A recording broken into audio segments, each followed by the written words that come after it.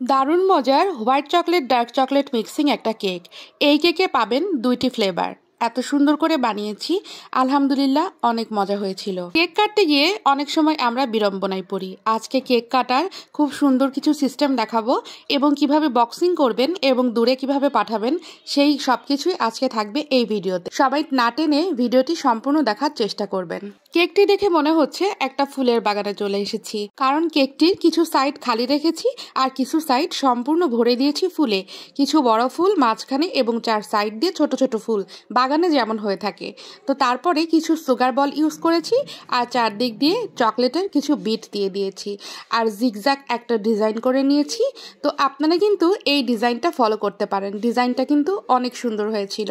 যে কোনো কেকেই একটু গোল্ডেন পেপার দিয়ে যদি একটু সাইড কভার করা যায় তাহলে কিন্তু কেকটা দেখতে অনেকটাই হাইলাইট লাগে। বলতে পারেন যে সিম্পলের মধ্যে গর্জিয়াস।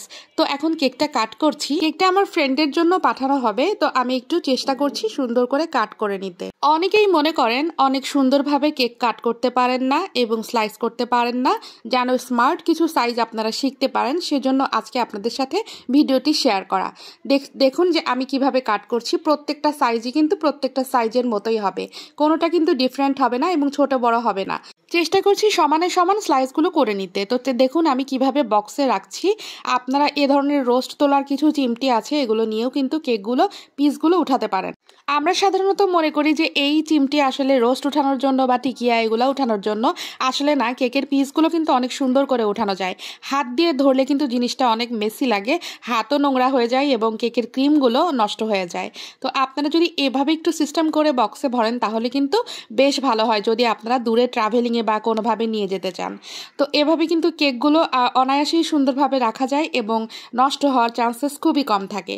তো আমার কেকের লেয়ারগুলো দেখতে পাচ্ছেন অনেক বেশি সুন্দর হয়েছে, অনেক বেশি মজা হয়েছিল আমার কেকটা।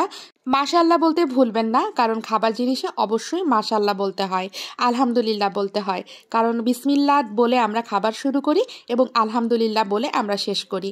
তো আজকে আমার কেকটা কেমন লেগেছে অবশ্যই আপনারা কমেন্ট করে জানাবেন এবং সামনে আরও কি ভিডিও দেখতে চান অবশ্যই আমাকে কমেন্ট করলে আমি আপনাদের সাথে শেয়ার করব। খাবারের স্বাদ ও সৌন্দর্য নির্ভর করে নিজের মেধার উপরে। আপনি নিজের মেধা খাটিয়ে যতটুকু করবেন সেটাই কিন্তু অনেক বেশি সুন্দর হবে এবং কারোটা দেখে যদি করেন তাহলে সেরকম না হলেও কাছাকাছি গেলেও জিনিসটাকে কিন্তু নকল বলেই গণ্য করা হবে। তাই নিজে কিছু আবিষ্কার করুন এবং নিজে করার চেষ্টা করুন, সেটাতে শান্তি এবং সার্থকতা দুটোই আপনি পাবেন। কেউ আপনার কাছে কিছু শিখতে চাইলে তাকে সান্ত্বনা দেওয়ার জন্য ভুল কোনো কিছু শিখাবেন না। পারলে সত্যটুকু বলে দিবেন, আর না হলে সান্ত্বনা দেওয়ার জন্য মিথ্যা বলে কারোর ক্ষতি করবেন না। তো আজকের মতো এখানেই বিদায় নিয়ে নিচ্ছি। সামনে নতুন কোনো ভিডিও নিয়ে দেখা হয়ে যাবে। সেই পর্যন্ত সবাই অনেক অনেক ভালো থাকবেন, সুস্থ থাকবেন, সুন্দর থাকবেন।